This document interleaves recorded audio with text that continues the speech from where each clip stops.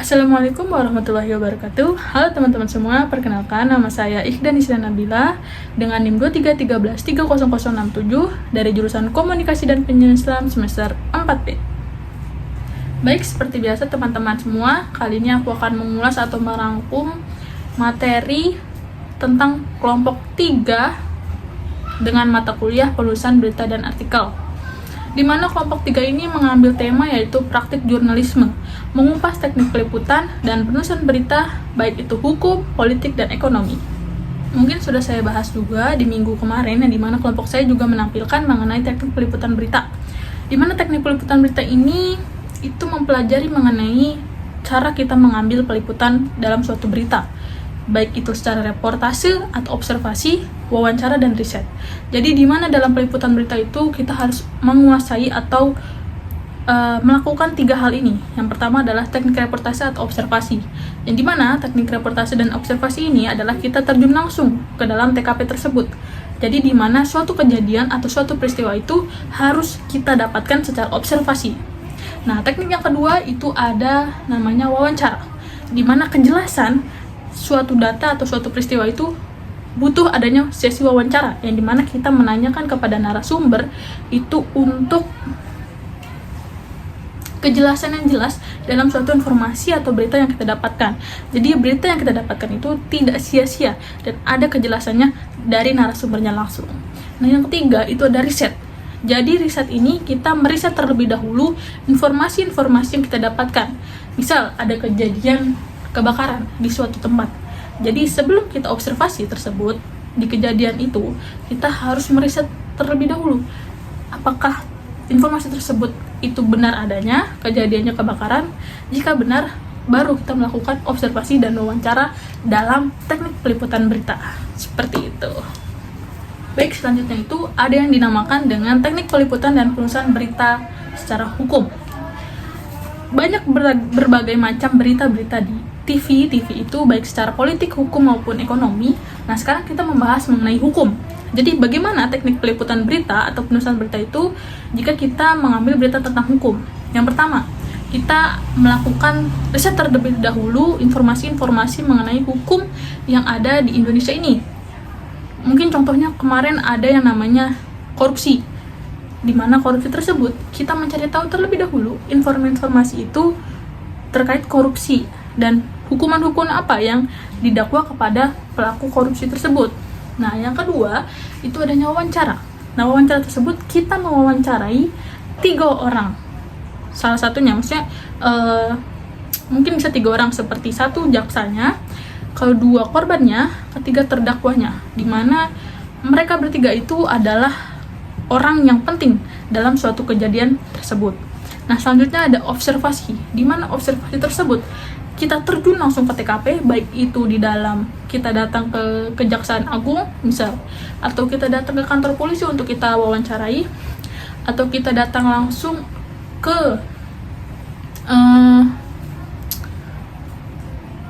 penjara misal, bukan ke penjara ke kantor polisi, supaya kita tahu nih, kita memastikan bahwa kejadian tersebut benar adanya dan pelaku tersebut benar-benar dihukum. Seperti itu yang dinamakan dengan teknik peliputan dan penulisan berita dalam hukum. Nah, selanjutnya itu ada namanya jenis-jenis berita hukum. Pertama ada jenis berita investigasi hukum, ada jenis berita hukum opini, hukum edukasi, hukum objektif, dan lain sebagainya. Itu merupakan dari jenis-jenis berita hukum. Selanjutnya ada namanya peliputan berita atau penulisan berita untuk politik. Mungkin yang lagi heboh sekarang itu ada yang namanya demo RUU TNI, teman-teman. Dan itu merupakan salah satu faktor kita sebagai jurnalis untuk ikut terjun langsung ke dalam demo tersebut. Untuk apa? Untuk kita menyampaikan aspirasi-aspirasi rakyat Indonesia kepada pemerintah. Tapi kita tidak boleh yang namanya condong ke satu pihak, antara pemerintah ataupun rakyat. Jadi kita sebagai jurnalis untuk menulis berita, untuk meliput berita harus netral. Jadi dalam berbagai suatu politik kita tidak boleh condong ke masing-masing pihak. Jadi dalam berita politik ini juga bermacam-macam, entah itu demo, terus kita namanya pemilu, ya kita ada pemilu, kita sebagai jurnalis juga harus menghitung atau tahu hasil dari hak suara pemilu tersebut. Dan selain pemilu mungkin ada yang namanya pengumuman-pengumuman dari peraturan-peraturan yang diadakan oleh pemerintah. Nah, jurnalis juga kita harus tahu isi dari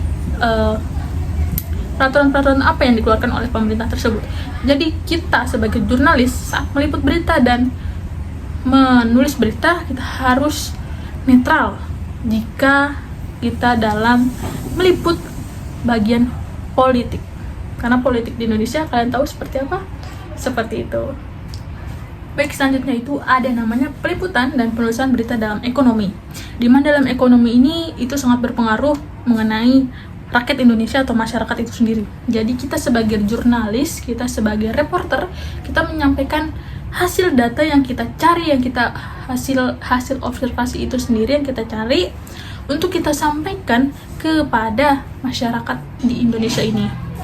Jadi sangat-sangat berpengaruh jurnalis ini dalam berita-berita ekonomi yang ada di Indonesia itu sendiri. Jadi masyarakat tidak tahu gimana ekonomi bangsa kita saat ini jika tidak ada jurnalis. Jadi jurnalis sangat berpengaruh dan sangat penting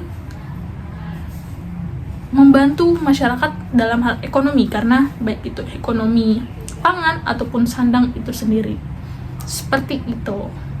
Jadi teman-teman, mungkin ini materi yang terakhir, yaitu mengenai tentang tantangan dari jurnalis ataupun reporter itu sendiri. Jadi kita sebagai jurnalis itu, satu, harus independen dan netral, dua, tidak terpengaruh oleh apapun, ketiga itu kita harus benar-benar jujur dalam menyiarkan opini atau kebijakan pemerintah kepada masyarakat. Pokoknya kita benar-benar menyiarkan atau menulis berita itu sereal mungkin, tanpa ada editan sedikit pun.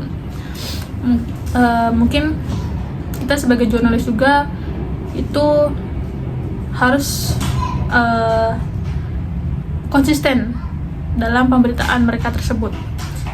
Mungkin turut sedih juga ya, karena ada beberapa jurnalis Tempo yang mendapatkan peneroran tidak tahu dari siapa, seperti kepala babi dan 6 tikus tanpa kepala. Mungkin itu adalah peringatan, tapi kita nggak tahu antara peringatan atau peneroran tersebut. Maksud dari pengiriman itu apa? Apakah kita dilarang dalam kebebasan pers segala macamnya? We don't know, kita tidak tahu. Mungkin itu saja yang saya dapat sampaikan mengenai rangkuman dari materi kelompok 3 berita dan artikel kemarin. Itu saja, kurang lebihnya mohon maaf. Wassalamualaikum warahmatullahi wabarakatuh.